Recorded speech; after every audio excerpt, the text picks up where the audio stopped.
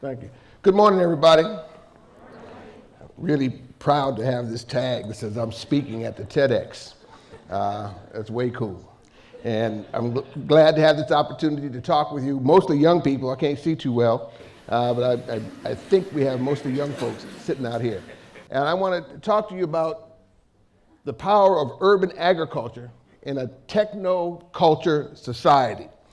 And this was really brought home to me earlier this week. I am a seasoned citizen. I get all those discounts that you get when you go to the movies and to the stores and all that. And what struck me, I have a Facebook page, but I only look at it when somebody posts something up there. And it was pointed out to me that Facebook is for old people. Now I don't tweet. I don't send out any Instagram or not modalities that I use very well. And I think that many of you had the experience of leaving your phone, forgetting it somewhere, and how panicked folk get. How am I going to be in connection? But it wasn't always that way. It used to be that you need to make a phone call, that you would find a phone booth. Any of y'all know what a phone booth is? Have you ever seen one? I was at a restaurant not too long ago, and they had 2 phones right between the bathrooms, and I was shocked. I had to call my people and say, come look at this.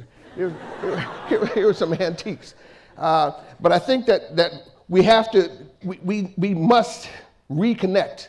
The most important connections that we have are the person-to-person connections, person-to-nature connections, and person-to-God connections. And we've lost some of that. And I think the urban agriculture is a way we can get back to that.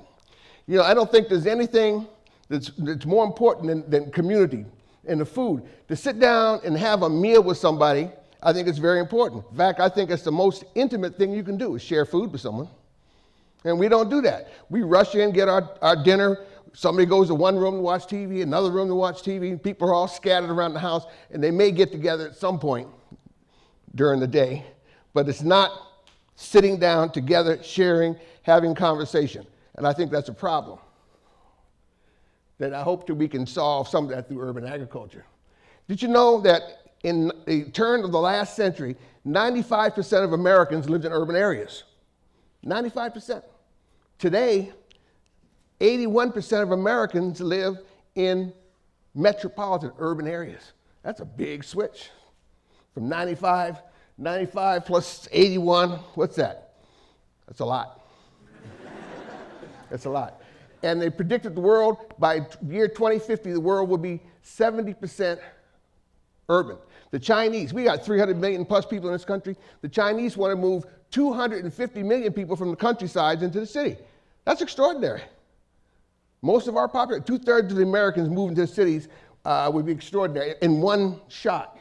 So I think it's important. This is a picture of one of our farms, and I'm going to tell you more about that in a minute. Another one. Urban agriculture will bring people closer, bringing them back. This is, we're right downtown is where our site is, one of our sites, the Wheat Street Gardens. And this is a place where people are able to come and get reconnected to the soil. All wealth, all health, everything begins and ends with the soil, ashes to ashes, dust to dust. And if you even think about the phones that you carry, everything in there from the oil that goes into the plastics, the strategic metals which come from Africa, all this technology we have, it begins in the soil. But we neglect that. We don't understand the importance of it. But being reconnected to the land, I have many times people come out, particularly seasoned citizens, and they say, oh, wow, what y'all are doing, that reminds me of what I did with at my grandmother's farm, working with her in the backyard at my grandfather's place. And we want to reconnect folks. And I'm going to tell you how we do that, creating jobs, education, and economic opportunities. We don't know where our food comes from. We don't know who grows our food. We don't know the quality of our food. Think about this. You know, you hear this term GMOs people talk about. That's where food scientists and soil scientists and plant scientists think they know more than God. They want to recreate these things. And no apologies to any plant scientists here. To me, GMO is God move over. We know more than God does about how to create this thing. We become fast food junkies. And through that process, we become very unhealthy, chronic diseases. You know, we live in the richest country in the entire history of the world. Think about that. The richest country in the entire history of the world, yet we have folk who are hungry, folk who are living under bridges, folks without health care, and we haven't addressed it. We don't even have the highest standard of education in this country. We're only about 80% literate. I met a gentleman yesterday here from Kerala State, which has, in India, 100% literacy. The folks in Cuba have 100% literacy. Why can't we achieve that here? And some of this we hope to remedy. Here in the city, this is a picture of Atlanta. Our farm is around the corner. It's right over here. And worse are all the children who have the adult diseases. To see children with high blood pressure, children with heart disease, children with diabetes, that's distressing to me. What can we do about it? Well, as Ms. Holly said, I've lived overseas for many years, worked in Africa, Asia, Europe, and I've seen local food economies around the world. And when I came back, before I came to Atlanta, this is our 10th year now, I was in Ghana and was doing work there in the cotton industry. So I came back here to try to transform the food system in which we live. Now, I actually got involved in this work right out of school, which was a long time ago. Most of you weren't even born then, doing urban agriculture out in San Diego. So it's very rewarding for me to be coming back to this. But we can rebuild our urban economy, replenish the environment, and I'm going to try and show you how we do this. This is the Wheat Street Baptist Church in this picture, on the old 4th Ward, right off of Auburn Avenue. This site that you see here, that's Chinyelu walking. This is part of our garden. Where he's standing used to be a housing project. And through our work, we transformed both people and places. There were houses here. And you'll see the raised beds in the other picture on cement slabs. And here you see our flower garden, herbs across the street. Truly Living Well, Center for Natural Urban Agriculture. That's the name of our organization. This is got a fan, thank you. This is our 10th season. We grow food. We have 5 locations around town. We do over 40,000 pounds of food each year, and we touch thousands of people through our programs, and I'm going to tell you a little bit about that.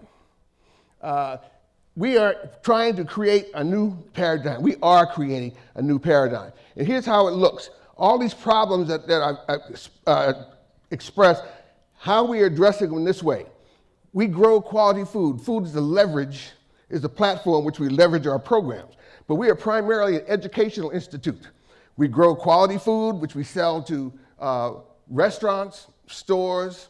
Most of it goes directly in the stomachs of our consumers through our community-supported agriculture, CSA program.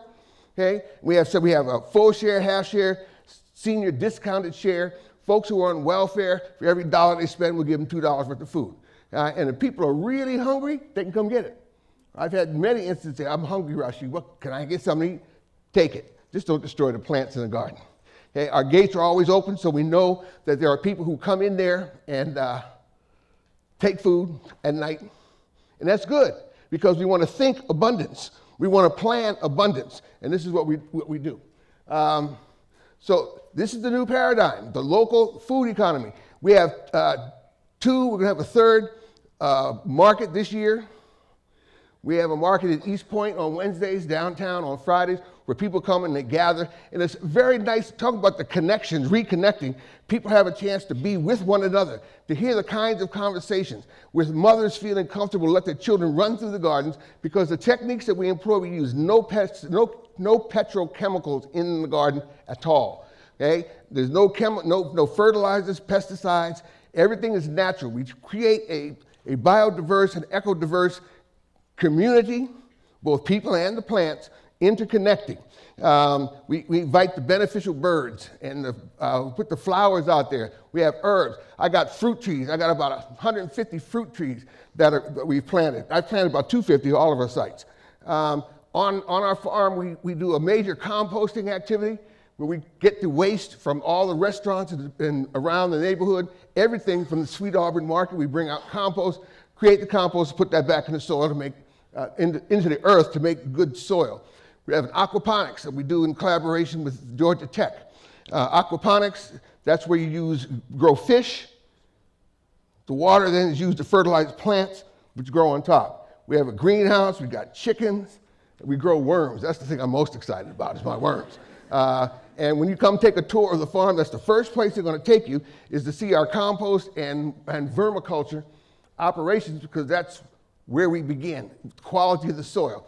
When I talked years ago, my talks would be about compost, compost, compost, compost.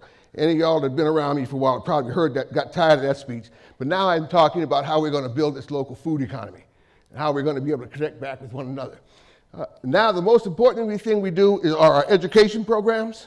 We have, we do lunch and learns, tours.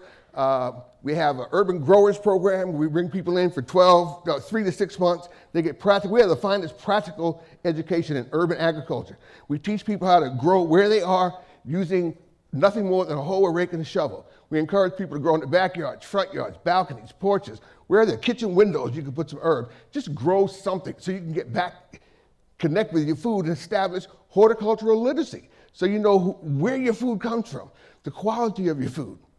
Okay? And more important, you come to our farm, you know who has grown your food. And that's very, very important. We have volunteers. I got a couple hundred volunteers out there today. We do 4,000 to 5,000 volunteer visits every year. That's 35,000 pounds of food. We've graduated over 200 people. In the past, we had 4 2-week sessions of summer camp every year. This year, I'm really excited. We're going to have 7. We're going to add 2 advanced camps for the young people who have been to our previous camps, so we can give them a little more and different experience. And most exciting, we're going to do 2 weeks of, 1 week of a camp for autistic children. I'm so excited about that because horticultural therapy is now a vocation that is recognized. And to get those children out there, the autistic children in the garden, so they can put their hands in the dirt and become grounded. You put your hands in dirt. You see somebody that's flighty. You say, well, he's not very well grounded. Come put your hands in the soil. Put your feet in the dirt. It'll make a big change in your being because of that connection back to the earth, the connection with creation, and the connection between the people. So through this process, we're able to build, what else did I miss? I guess that's many of our programs. The education program. We're in classes. We started a food co-op down in the Bedford Fine Apartments where the people now get food, fresh food from us, folk that have never had fresh greens coming out of the garden. That's what you get this time of year. And we're teaching people about how to prepare food, about seasonality, so they, again, becoming connected with each other through the community, through the co-op, and back to the earth. And all of this is part of, as I said, fresh production education programs. We create jobs. At the height, during the summertime when the camp is going on and we have a lot of folks, we have 35 people on payroll. So we're able to create jobs in the community for people who live here, right, and participate in this local food economy where the dollars continue to spin and go back into where we are. So here are my beds. You see this? Right downtown. Got 6 acres down there in the middle of the city. And to me, that's exciting. I don't know how y'all feel, but to be able to have a place where you can drive and actually see the food being grown. You can come out and taste it. You can taste anything you see in the garden. I didn't even tell you what kind of fruit tree. We got all the vegetables that you know. I got blackberries, raspberries, I got white mulberries. Anybody ever heard or tasted a white mulberry? No. Probably wouldn't even recognize a black mulberry if you saw it. That's some things that drop on and mess the sidewalks up, stain them. Got pears, plums, peaches, pomegranates, pawpaw, persimmons, muscadines, scuppernong, blackberries, raspberries, apples, pigs, and I'm sure I missed something.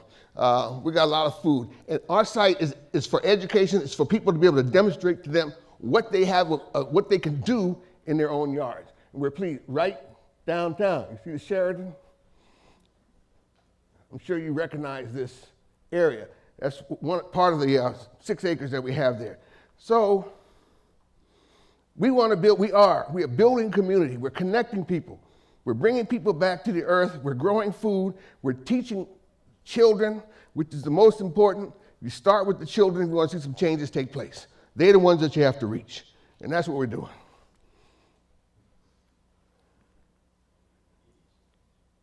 How do I do that? There you go. I missed it. Anyway, that's it. Thank you very much.